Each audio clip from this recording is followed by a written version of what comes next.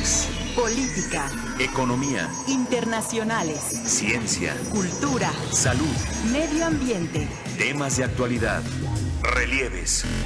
Ayer fue noticia, hoy es tema de reflexión y análisis.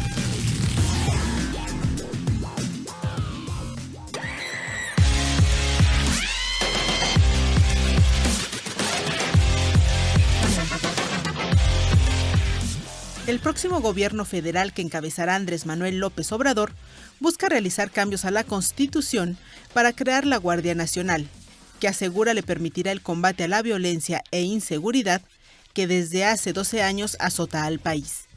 La Guardia Nacional habilita la intervención de los soldados y marinos en tareas de seguridad pública, algo que hasta ahora solo es competencia de las autoridades civiles. La iniciativa de reforma, que toca a 13 puntos de la Carta Magna, fue presentada por los diputados de Morena e incluye entre sus artículos transitorios 2 puntos clave: la desaparición gradual de la Policía Federal y una disposición especial que exceptúa a los militares adscritos a la Guardia Nacional del candado establecido en el artículo 129 de la Constitución, que impide a soldados intervenir en tiempos de paz en acciones que sean distintas a las de seguridad nacional. Sobre este nuevo cuerpo, que en una primera etapa estará integrado por 50,000 elementos, el presidente electo Andrés Manuel López Obrador, en un hecho inédito, se reunió ayer en el campo militar número 1 con más de 30,000 integrantes de las Fuerzas Armadas, entre ellos el secretario de la Defensa, general Salvador Cienfuegos, y Vidal Soberón, secretario de Marina, ante quienes dijo lo siguiente: vengo a convocarles para que juntos, de conformidad con la Constitución, que es la ley suprema, podamos enfrentar el grave problema de la inseguridad y de la violencia en nuestro país. Entonces, ¿qué es lo que estamos proponiendo? Bueno, hacer una fuerza, uniendo la Policía Militar, la Policía Naval, la Policía Federal, crear una Guardia Nacional. Desde luego, yo no voy a hacer nada que viole la Constitución. Por eso, con toda claridad, transparencia, estamos presentando una reforma a la Constitución para que la Guardia Nacional pueda ocuparse de tareas de seguridad pública. Que no solo sea la defensa de la nación, la seguridad nacional, la seguridad interior, también la seguridad pública, porque eso lo necesitamos los mexicanos.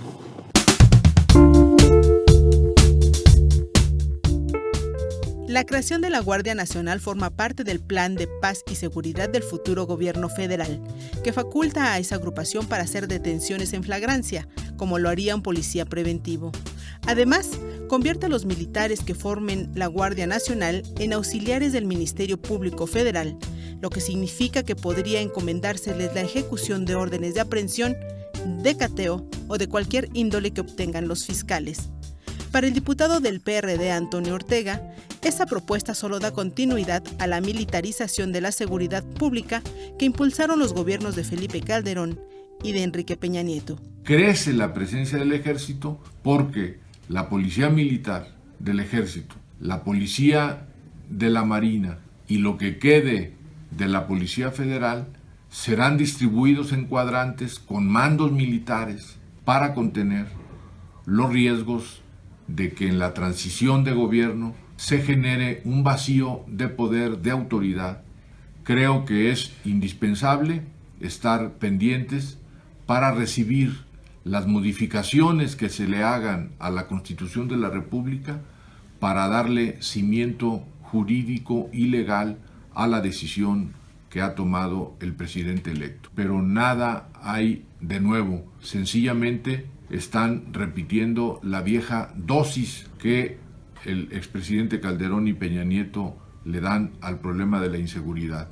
Para Luis Raúl González Pérez, titular de la Comisión Nacional de Derechos Humanos, resulta contrastante la creación de la Guardia Nacional tras la resolución de la Suprema Corte de Justicia de la Nación, que consideró inconstitucional la Ley de Seguridad Interior que institucionalizaba la participación de las Fuerzas Armadas en seguridad pública. Contrastante es, desde luego, el anuncio de la Guardia Nacional. Hay que estudiar cómo la van a delinear, pero desde luego, desde la perspectiva de derechos humanos, no basta solamente con reformar la Constitución. Hay que atender los estándares internacionales, en donde, lo hemos dicho, las instituciones civiles tienen que tener un papel central en lo mismo.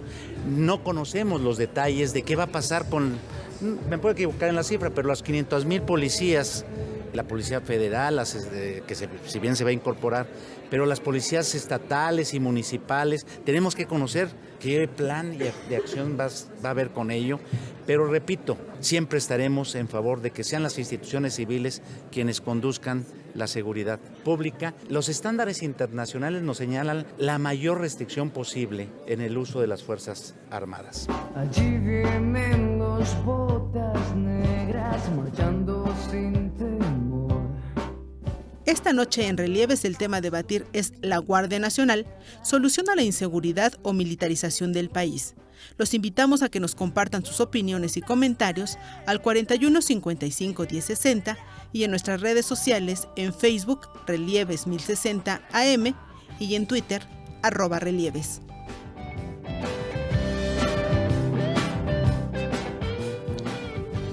¿Qué tal? Muy buenas noches. Le damos la más cordial de las bienvenidas a Relieves, este espacio que semana a semana hacemos llegar a ustedes a través de Radio Educación, ahora también vía FM.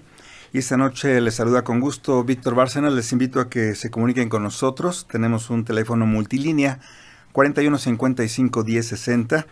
Si su llamado es del interior de la República Mexicana, puede marcar gratuitamente al teléfono 01 800 080 10 60. Vía internet nos puede escuchar a través de la siguiente dirección: www.radioeducacion.edu.mx. En el Facebook tenemos un perfil abierto, Relieves 1060 AM.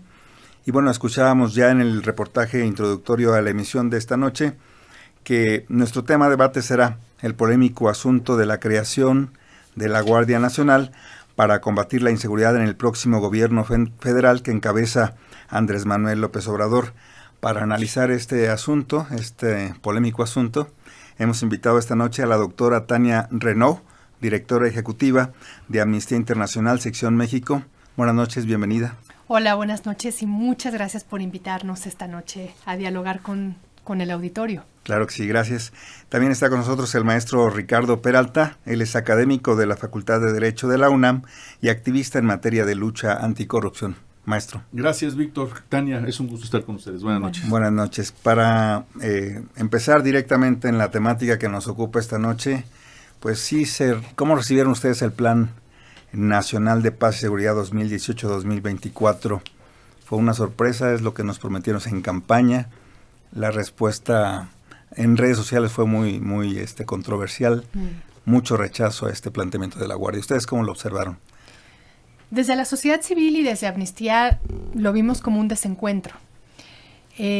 Perdimos el trazo de en qué momento el presidente electo decidió por un plan que le da una prioridad y una fuerza interesante, distinta a las Fuerzas Armadas.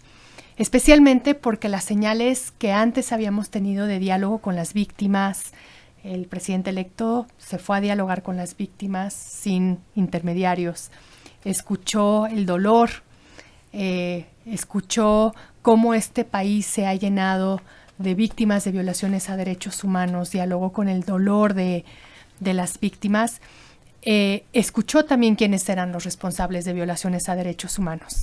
Entonces, ese contexto de desoír sorprende, pero también sorprende el momento. Justamente horas antes, la Suprema Corte de la Justicia de la Nación había declarado la inconstitucionalidad de la Ley de Seguridad Interior.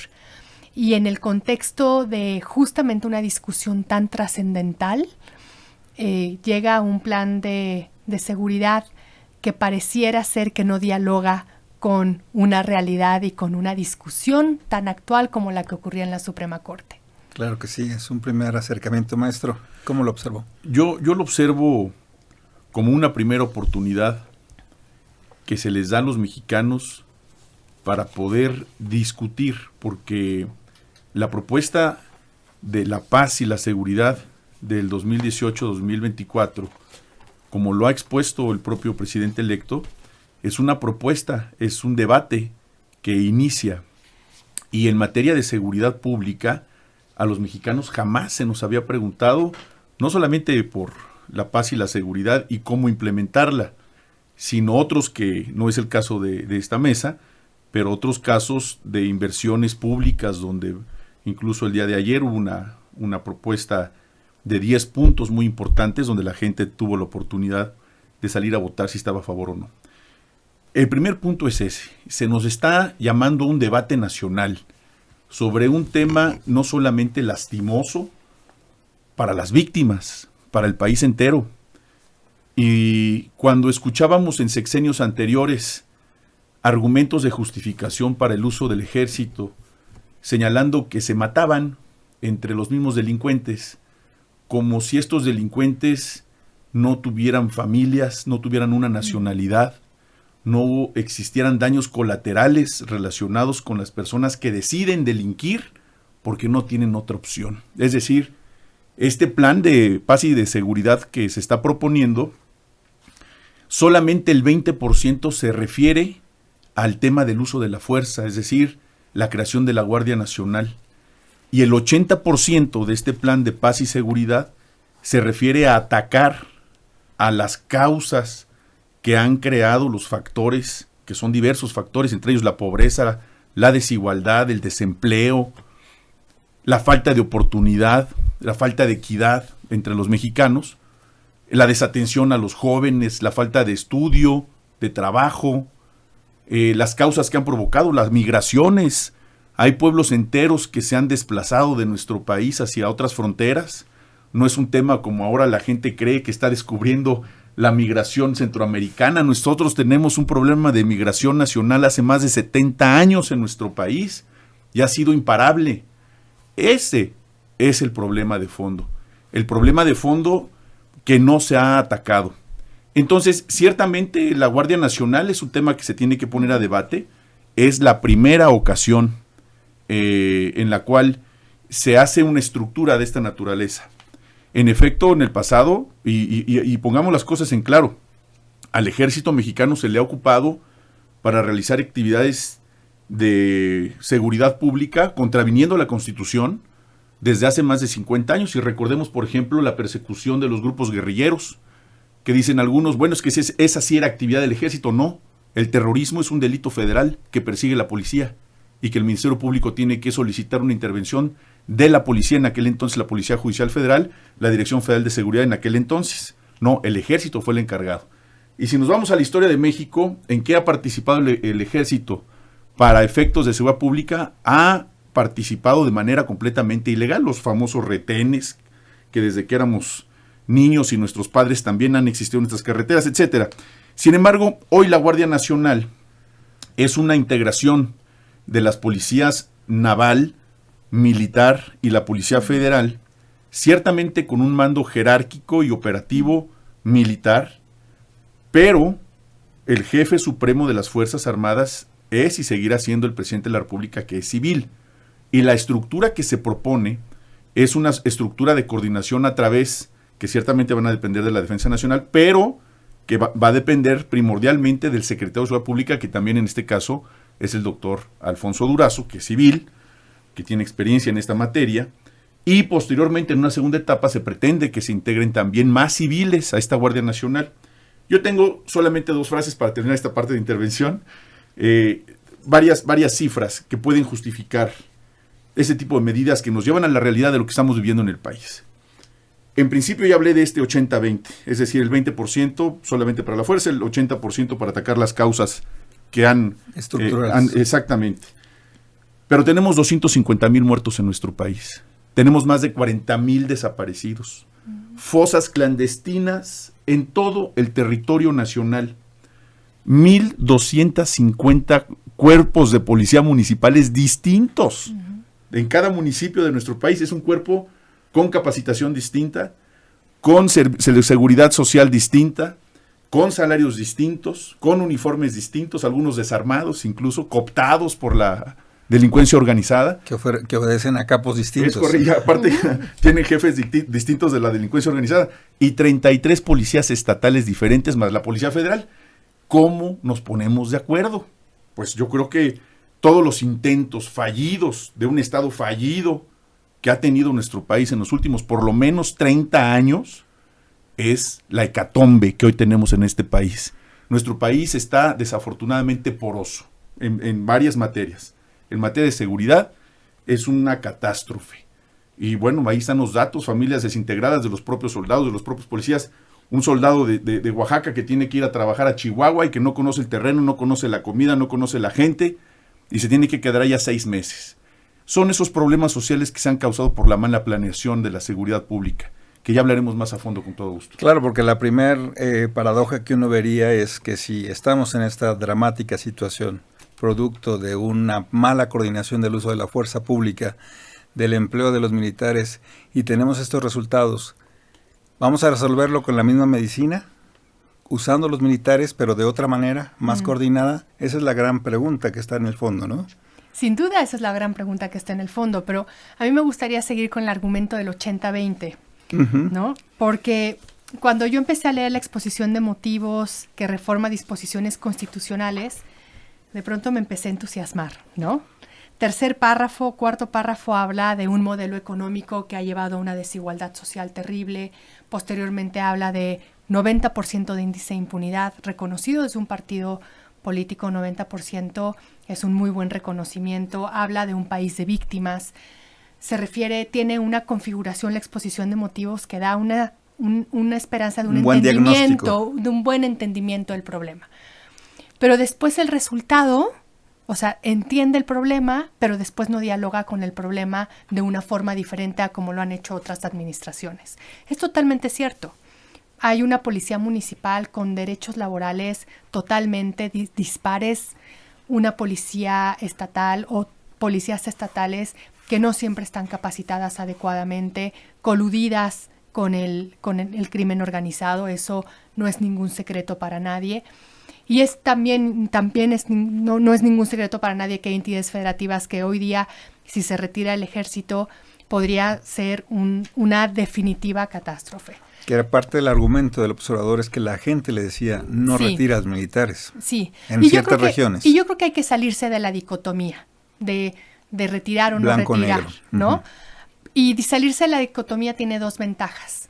La primera es que nos permite ver en esta iniciativa que presenta Morena una preocupación muy latente, que es en el transitorio segundo la desaparición progresiva de la Policía Federal.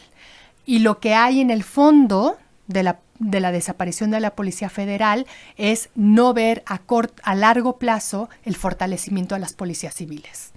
Claro, porque finalmente el papel de la policía la va a usar la Guardia Nacional una vez consolidada. Sí, la Guardia Nacional, que no sé si se va a generar por no sé de dónde van a sacar a una policía que de pronto entrenados como militares, pero que en cambio se pretende que actúen como civiles. O sea, no sé dónde...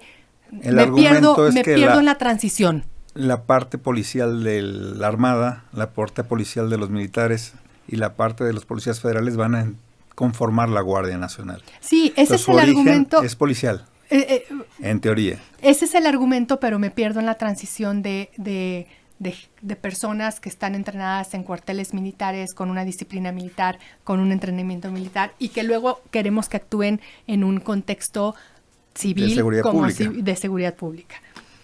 El otro argumento de salirse de la dicotomía es que, además de no ver a largo plazo el fortalecimiento, no lo estamos viendo, es que no se dialoga con un contexto en donde los militares han sido responsables de graves violaciones a los derechos humanos y donde además tenemos una iniciativa donde no estamos viendo contrapesos para la fuerza militar. Es decir, es una Guardia Nacional adscrita a la Sedena, a la Secretaría de Desarrollo, a la Secretaría de Defensa Nacional, con exactamente qué contrapeso, ¿no? Yo ahí quiero hacer como esa pregunta abierta. ¿Quién es el contrapeso? Porque sabemos que de las policías civiles puede haber otros contrapesos en los ámbitos estatales y en los ámbitos federales. Pero una policía sin contrapeso puede ser un riesgo importante para la seguridad de las personas. Parte del programa señala en uno de sus puntos es que se reconocerá la jurisdicción de la Corte Penal Internacional, que velará porque no haya crímenes de lesa humanidad por parte de las fuerzas como la Guardia. ¿Será suficiente con este tipo de enunciación de hay un marco que respeta los tratados internacionales para que no haya fuerza en el empleo de la seguridad pública? Sí, sin duda. Parte de la propuesta precisamente tiene que ver con una capacitación uniforme. Es decir, yo quiero decirlo honestamente, el uso de los militares para la seguridad pública está prohibido por la Constitución. Por eso se va a reformar. Sin embargo, la reforma por la cual se modificó parte de la legislación para la creación de la Ley de Seguridad Interior, la discusión de la Suprema Corte de Justicia no fue porque la ley en particular tuviera alguna mala redacción, sino porque el Congreso está imposibilitado para legislar en materia de seguridad pública, porque previamente se debe haber modificado la Constitución como ahora se pretende hacer. Es decir, el Ejército, como ya lo mencioné en mi anterior participación, ha actuado de manera ilegal porque no tiene el fundamento jurídico para hacerlo. Sin embargo, lo hizo por el fenómeno de la delincuencia y porque los gobiernos no vieron más que en el Ejército la única posibilidad de resolver el problema, pero aquí hay un tema de fondo. Se llama corrupción. Hay desvíos por más de 302,000 millones de pesos de más de 21 entidades federativas y ese presupuesto estaba destinado para la capacitación de policías civiles en las entidades federativas. Y ese dinero fue desviado por estas entidades federativas, no se ocupó, y no solamente no se ocupó, se distrajo para otras actividades. Claro. Ese es el problema de fondo, ese es el problema de fondo de nuestro país, el problema de la corrupción. Al no encontrar policías civiles capacitadas, confiables por parte de la población, los gobernadores cómodamente han solicitado al Poder Judicial, al Poder Federal, en este caso al Ejército, a las Fuerzas Armadas Federales, para que lleguen en su auxilio, precisamente para cumplir con estos estándares de muy mala calidad de seguridad pública. Pero vayamos a otros temas. Dentro de todo este proceso del plan de paz y de seguridad, es un proceso integral. Por ejemplo, la ministra Olga Sánchez Cordero acaba de presentar una iniciativa extraordinaria de avanzada relacionada con la regulación de drogas. Es un tema anacrónico, es un tema que debimos de haber presentado hace más de 35 años en nuestro país. Estamos atrasados respecto al resto del mundo, pero es parte de este mismo plan. Otro tema muy importante es la reactivación de la actividad productiva de nuestro país. Parar la migración, ayudar a los jóvenes, ayudar a los adultos a los adultos mayores. Para mí es una tristeza enorme ver a los adultos mayores realizando actividades que no tendrían por qué realizar cuando deberían de estar disfrutando de sus jubilaciones. Los policías están queriendo no ser jubilados precisamente por lo que van a recibir de pensiones. Muchos de ellos tienen enfermedades que les ha causado el propio trabajo. Y pongo el ejemplo de la Policía Federal. Los policías federales de caminos de antes, ¿cuál es la dieta de un policía? Pues la dieta que se come en las carreteras. La gran mayoría con problemas cardíacos, con problemas de diabetes y sin ningún programa de retiro digno. Es decir, todo este plan que se está proponiendo ciertamente es discutible, pero creo que hoy en nuestro país la única solución para resolver el día a día de las personas que salen a trabajar, que van a estudiar, que realizan su actividad cotidiana, no puede ser de otra manera si no reaccionamos de esta forma, porque dejar la seguridad pública en manos de cuerpos de seguridad estatal que están cooptados por el crimen organizado, ese es un peor crimen por parte del Estado, sería una inconsciencia de nuestra parte. Ciertamente es discutible, ciertamente es criticable que se tome una medida de esta naturaleza, pero no tenemos muchas opciones en México.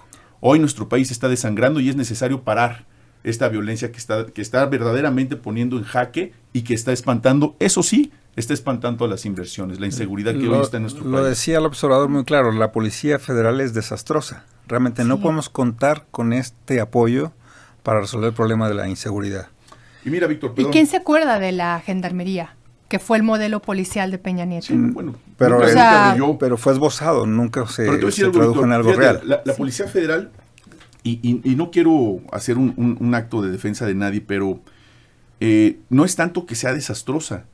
Son 20,000 elementos para todo el país, porque los otros, los 40,000, la mitad están dedicados a actividades administrativas. Se cometió el grave error de darle la oportunidad, burocratizar, precisamente a un civil, darle un grado sin escuela policíaca, sin tener carrera policíaca, simplemente porque tiene una licenciatura, una maestría y un doctorado.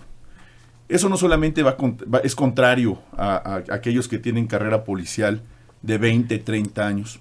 Hoy el modelo, incluso la integración de Arturo Jiménez, un policía con más de 40 años de vida profesional en la Policía Federal de Caminos de entonces, se integra a él, según lo he leído en medios, como el próximo comisario general de la Policía Federal. Uh-huh. Es una buena noticia para los policías porque él además ha sido toda su vida un académico. Después de haber sido director de la Policía Federal de Caminos, se ha dedicado precisamente a capacitar a policías.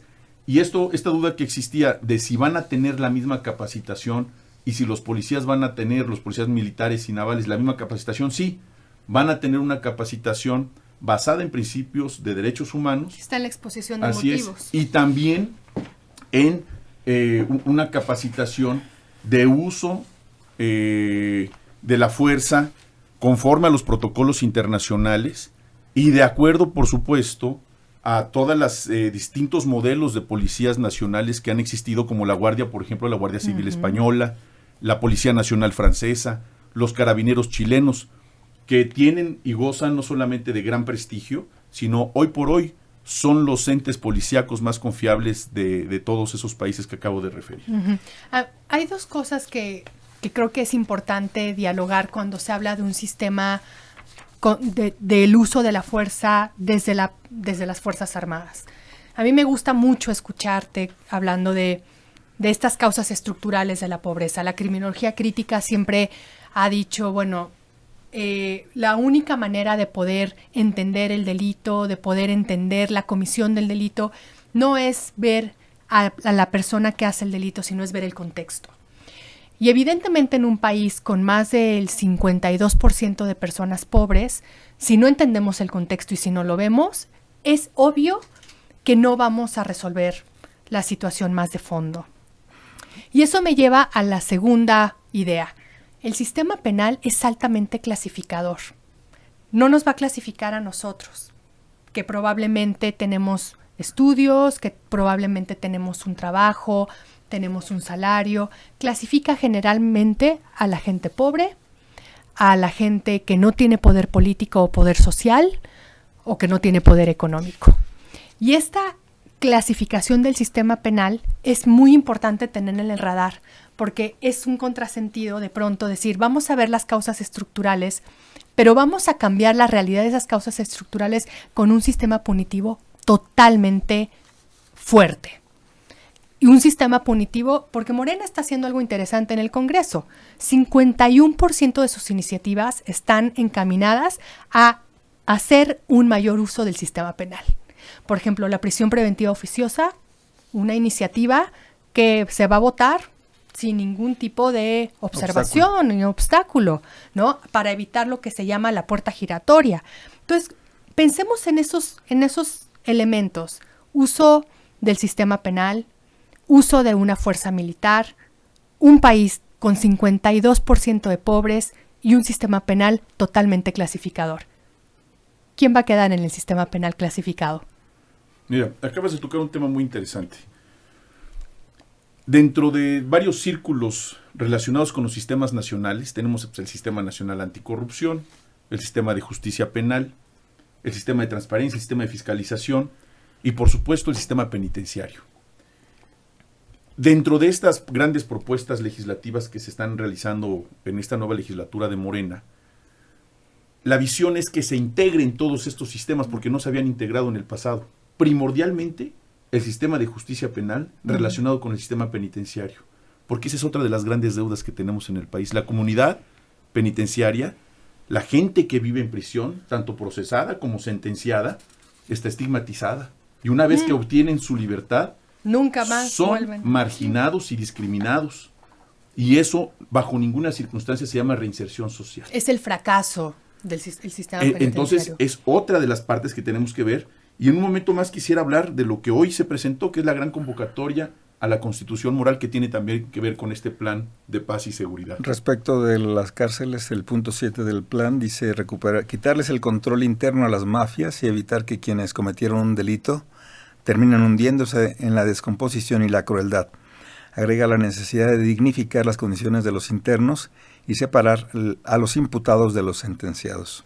Que es interesantísimo, también ¿no? esa parte. Es interesantísimo hacer un llamado al sistema penitenciario que siempre ha estado invisible en las políticas de seguridad, ¿no? Justamente porque en el sistema penitenciario lo que está ocurriendo y lo que va a ocurrir más con las nuevas iniciativas es que va a estar más gente procesada que sentenciada. Un sistema penitenciario colapsado, que hoy día un altísimo porcentaje de personas pueden estar en prisión preventiva 5, 6, bueno, en Amnistía Internacional tenemos casos de personas que tienen en prisión preventiva 15 años, ya no contemos lo que va a pasar con la nueva iniciativa de la prisión preventiva oficiosa. Entonces, evidentemente, tenemos una deuda pendiente, hay una fractura, una brecha enorme entre lo que el sistema penitenciario está ofreciendo hoy respecto a la reinserción social y lo que después devuelve a la sociedad. Hay una fractura total. También está en el planteamiento de la amnistía a ciertas personas que están dentro de la cárcel y que no tienen una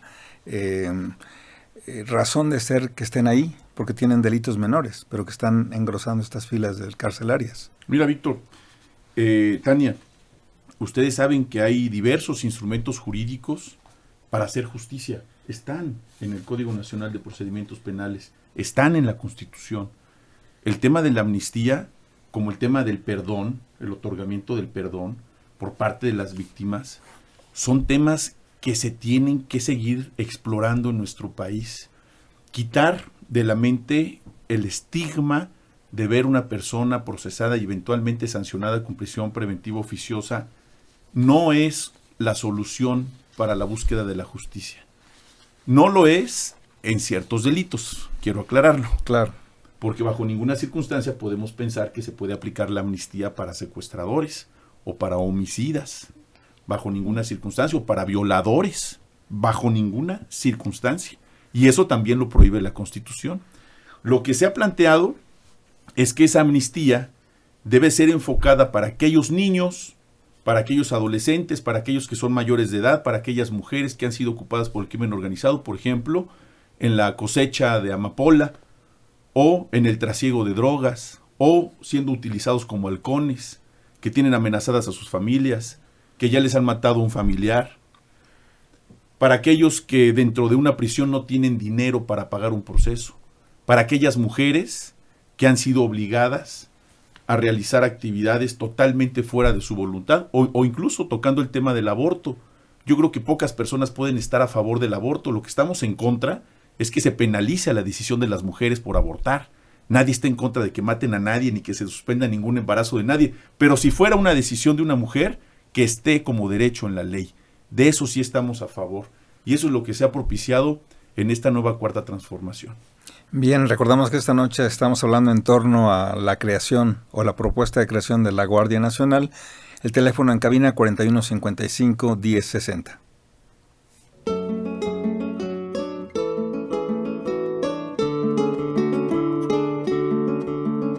El Plan de Paz y Seguridad del próximo gobierno federal consta de 8 puntos.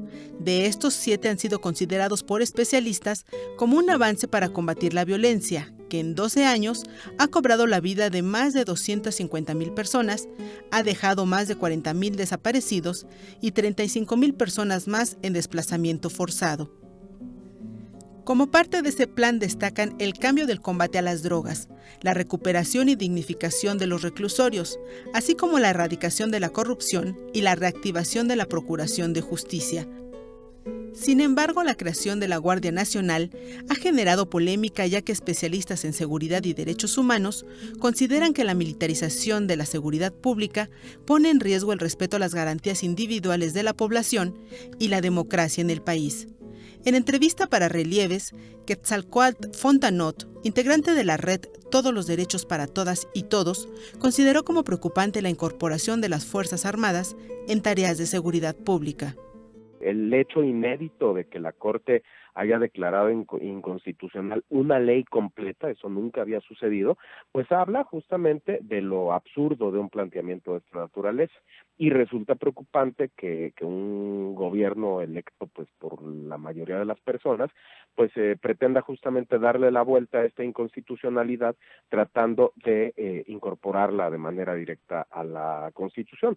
Por lo mismo, pues sí, nos parece que es un signo alentador que la Suprema Corte de Justicia haya tomado esta decisión, pero al mismo tiempo también estamos claros pues de las limitaciones que la misma Corte tiene y pues creemos que es muy importante que el nuevo gobierno pueda rectificar, creemos que todavía está a tiempo de hacerlo. Para Quetzalcóatl Fontanot, es necesario que la seguridad pública permanezca a cargo de civiles, así explica el porqué. Es fundamental que la seguridad pública esté en manos de personas civiles capacitadas. Es decir, la lógica militar, esto no lo decimos nosotros, lo dice el derecho internacional de los derechos humanos, es una lógica de combate al enemigo, de neutralización del enemigo. La lógica civil lo que implica es una proporcionalidad en el uso de la fuerza. La lógica militar implica abatir a enemigos. La lógica civil implica una policía que esté al servicio de la población y que la auxilie y que digamos que combata los delitos de una manera proporcional. Nos parece que esa es la única salida. Estamos conscientes también de la gravedad y de la falta de planeación, de la falta de resultados por parte de los distintos gobiernos en materia de seguridad pública, pero creemos que el hecho de pretender perpetuar un modelo militarizado es un grave error porque nos deja sin alternativas y que bueno, ahora en un momento histórico que estamos viviendo deberíamos de construir no a partir de la violencia, que es pues la lógica en la que está construida la acción militar, sino a partir de la concertación, de ir generando alternativas, que es lo que el mismo presidente electo ha ido planteando. Escuchábamos a Quetzalcóatl Fontanot, integrante de la red Todos los Derechos para Todas y Todos. Continuamos con la discusión en cabina. Les recordamos que esperamos sus comentarios al 41 55 10 60 o en nuestras redes sociales, en Facebook, Relieves 1060 AM y en Twitter, @relieves.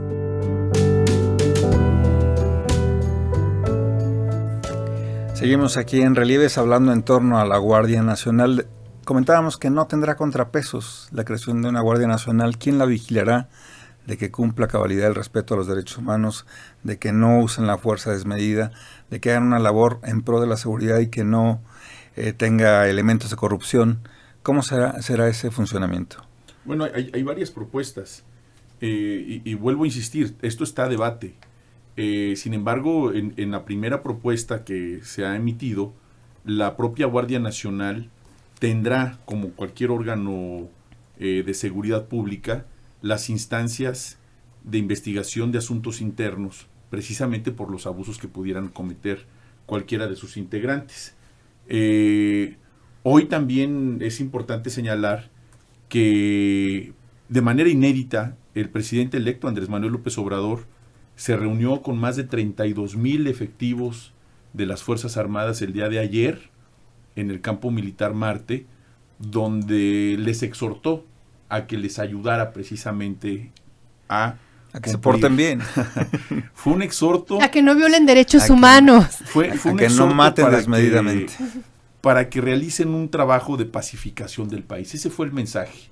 Y yo creo que ese es el gran mensaje del plan. Como ustedes lo han escuchado, es el plan para la paz y la seguridad de México.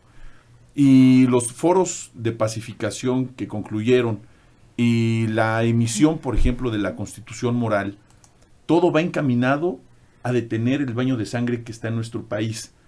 Yo veo un tanto cuanto injusto pensar que todos los miembros de las Fuerzas Armadas y de las policías son corruptos o son violadores de derechos humanos.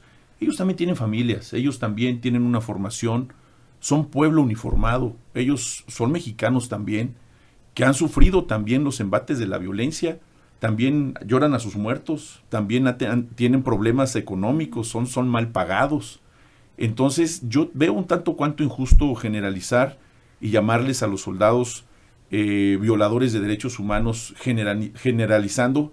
Por supuesto, hay que seguir señalando los casos que nos han dolido a todos los mexicanos, como el caso de los 43 de Ayotzinapa, como Tanguato, etcétera. Eso no se nos olvida ni se nos va a olvidar nunca en nuestro país. La matanza del 68, por supuesto que no lo podemos olvidar, pero no podemos generalizar. Yo creo que tenemos que darle la vuelta a la página y darnos cuenta que sí necesitamos, desafortunada o afortunadamente, para algunas personas, sí necesitamos a nuestras Fuerzas Armadas para resolver el problema de la inseguridad en nuestro país. Y por supuesto tenemos que estar más vigilantes de que no se violen ni ellos ni ninguna otra fuerza de seguridad se violen los derechos humanos. Recuerden ustedes que en este sexenio se tipificó por primera ocasión, incluso con una ley especial, la desaparición forzada. Uh-huh. La desaparición forzada, donde se tipifica la relación estrecha de los cuerpos de seguridad. Y me encanta que toques el tema de la ley, porque justamente ahora el Parlamento, la Cámara de Diputados está creando el presupuesto, están en este ejercicio presupuestario. Y esta ley en contra de la desaparición forzada ocurre que debe tener un mecanismo de ejecución que es la comisión de búsqueda.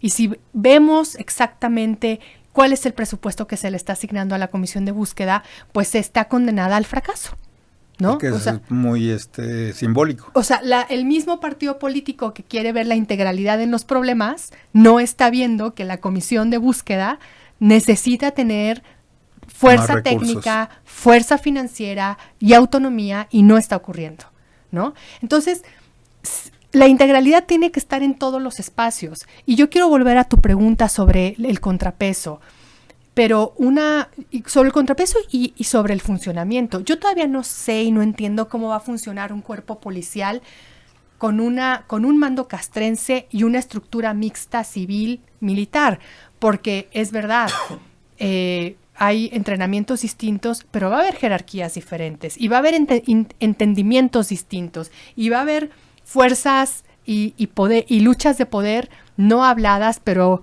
que van a operar en el terreno y que todavía no sabemos, vamos a saber cómo va a ser la consecuencia de eso. Y también es cierto que no hay que generalizar. Ni todos los policías son violadores de derechos humanos, ni todos los militares son violadores de derechos humanos, pero lo que sí tenemos evidencia empírica es que las graves violaciones de derechos humanos que han estado ocurriendo en este país sí están en manos de las fuerzas militares. Y además no podemos también dejar de lado que las fuerzas del narcotráfico no se van a acabar su poder de un día a otro.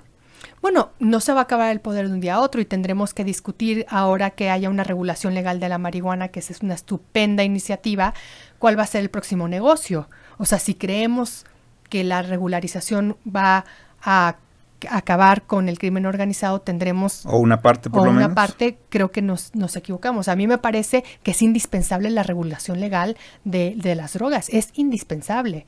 Estamos, creo que, perdiendo de vista un mercado interesante, pero además nos estamos comportando como un nodo bordiano, porque desde Texas hasta Canadá ya está regularizada.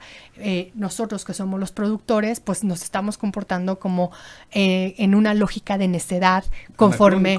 Sí, y conforme se están comportando las legislaciones de otros estados de los Estados Unidos o de Canadá. Claro. Pero además, yo sí quiero preguntar, ¿no?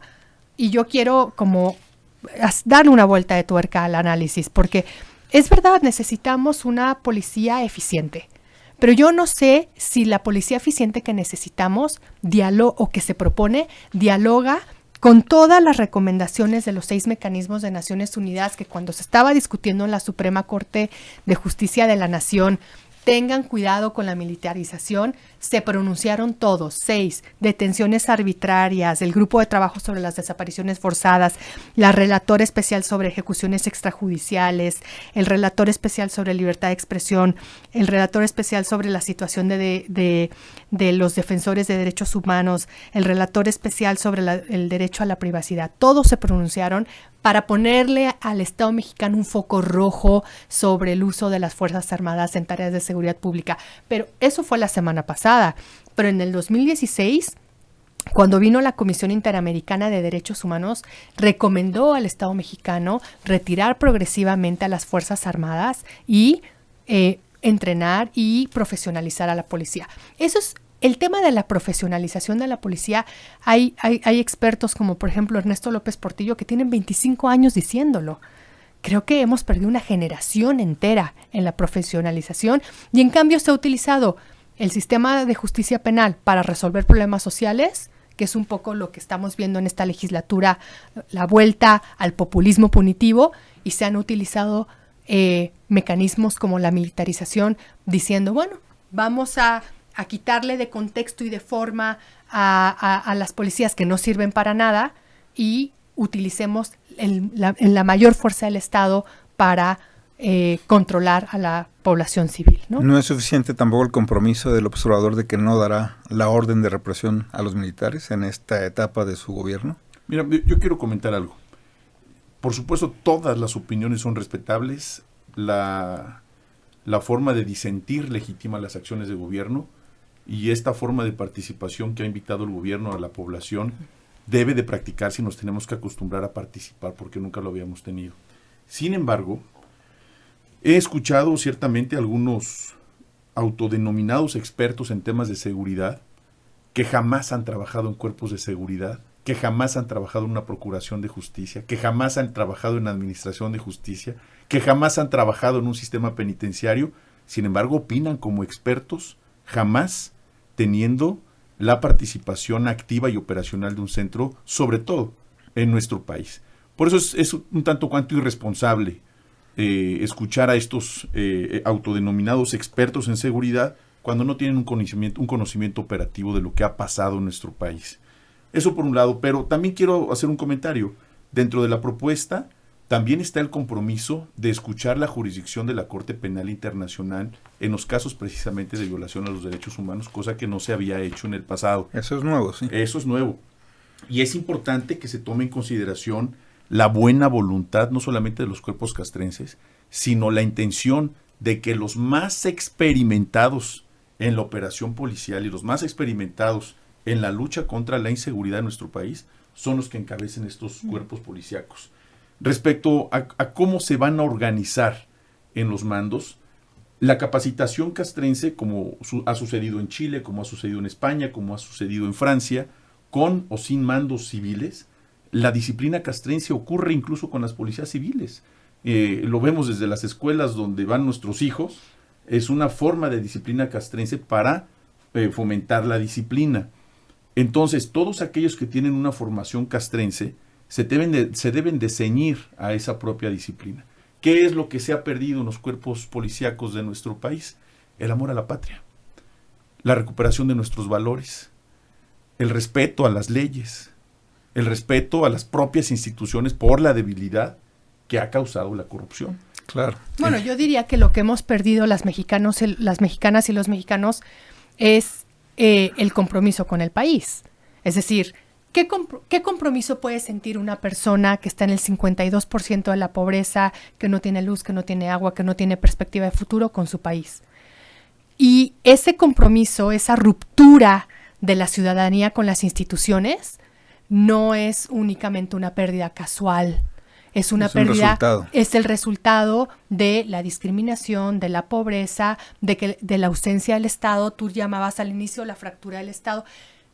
O sea, a mí me parece que la fotografía, no hay un punto disidente en la fotografía, hay una ruptura de la ciudadanía con el Estado. Tiene que ver con ese 80% de atacar las causas que no había existido en Pero sexenios. ese 20% que no es atacar las causas, sino, digamos, a quien rompe el pacto social, ese 20% preocupa porque da resultados letales.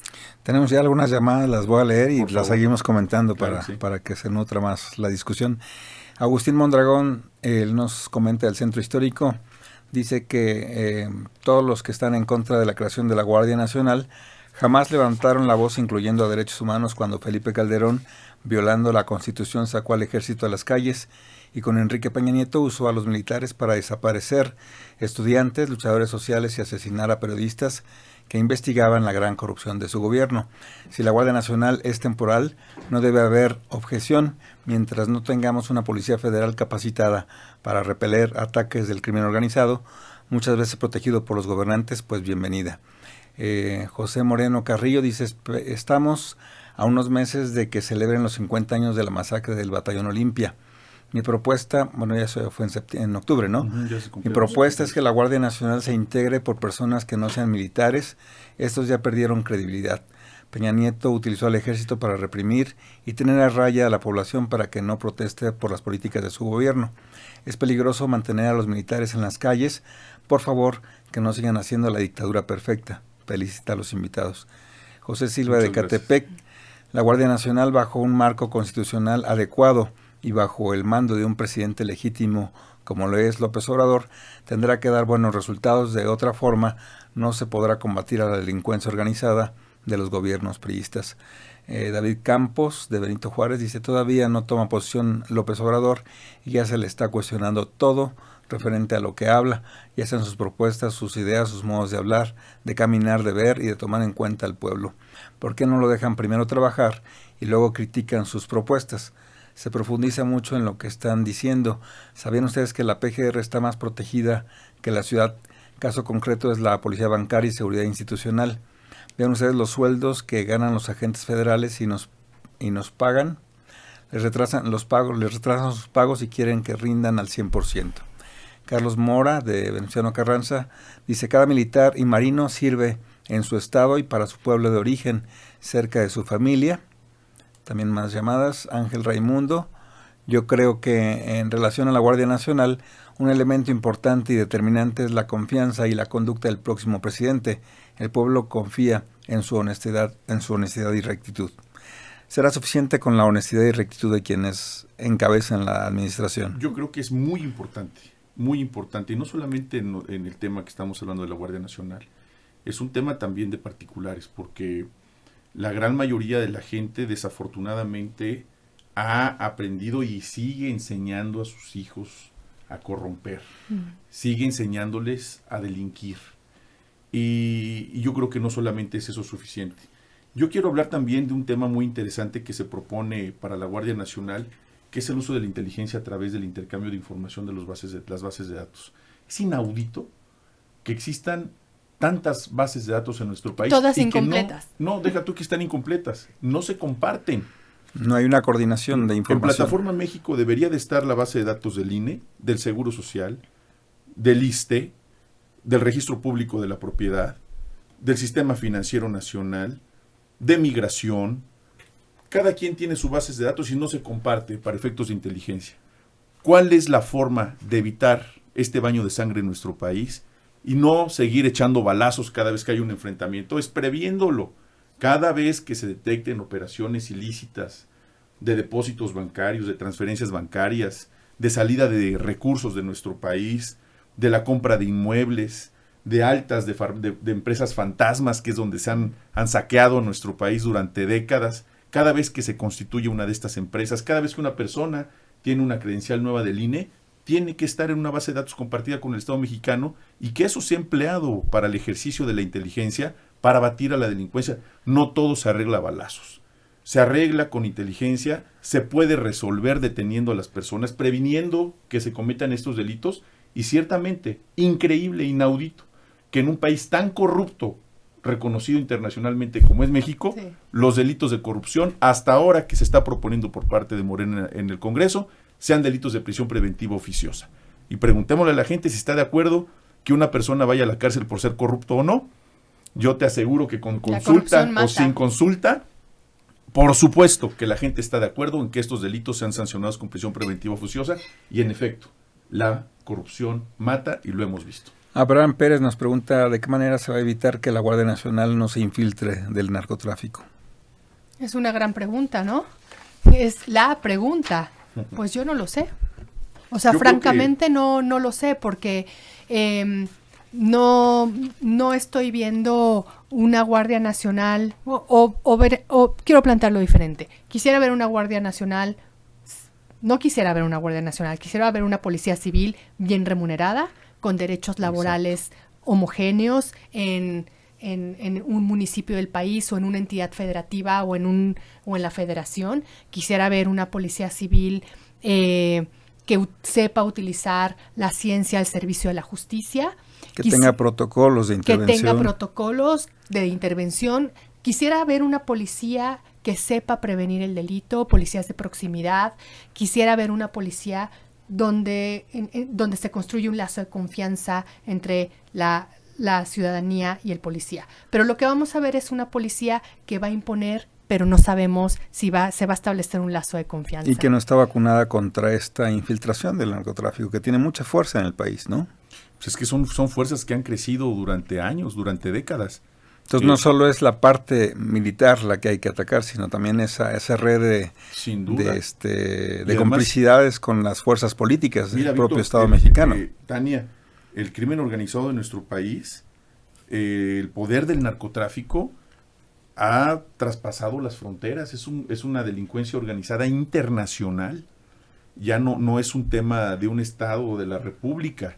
Ellos han sabido internacionalizarse y corromper instituciones en otros países también. Ese es el poder del dinero, y eso tiene que ver también con la base moral, con la base del fortalecimiento de los principios de las personas que integren estas fuerzas, y por supuesto totalmente coincido que tengan un sistema de seguridad social para el retiro, para la estancia, pero lo para que yo los sí salarios, quiero, que tengan un sistema de seguridad social, pero que no le paguen con nuestros impuestos a los hijos de militares la educación en universidades privadas, ¿eh? Sí, claro. Porque eso también daña la confianza y daña la estructura moral. Hay una situación de privilegio. Estamos por concluir el programa de hoy. Les pediría una conclusión muy breve por los tiempos. En México, el 2 de julio pasó algo que creo que a la mayor parte de los mexicanos que hemos votado más de una vez nunca nos había pasado. Y tuvimos la sensación que nuestro voto no fue objeto de fraude, no fue objeto de una transacción, no fue objeto de una simulación. Eso es un acto ciudadano que tiene un valor histórico en este país de transacción de votos impresionante. Es un valor fantástico.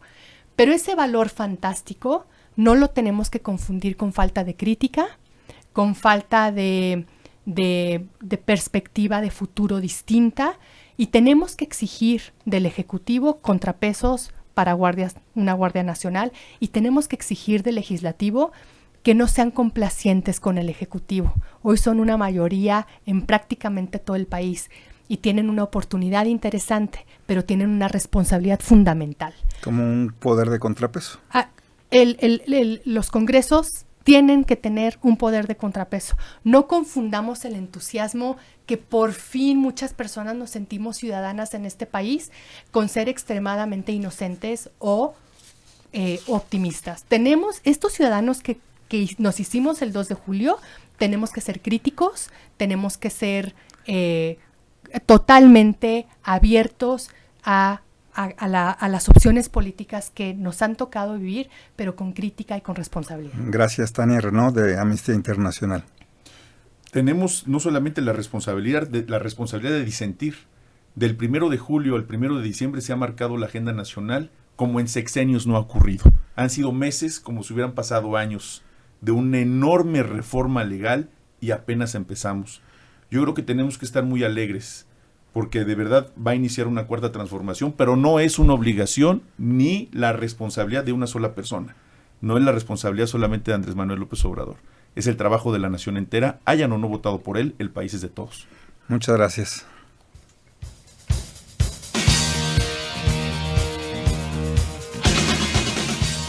Gracias, Ricardo Peralta, por tu intervención. Nos despedimos. En control técnico Raúl Núñez, asistencia de producción Ángeles Hernández, reportaje y musicalización Elizabeth Montes, la producción a cargo de Sósimo Díaz. Soy Víctor Bárcenas, los esperamos la próxima semana.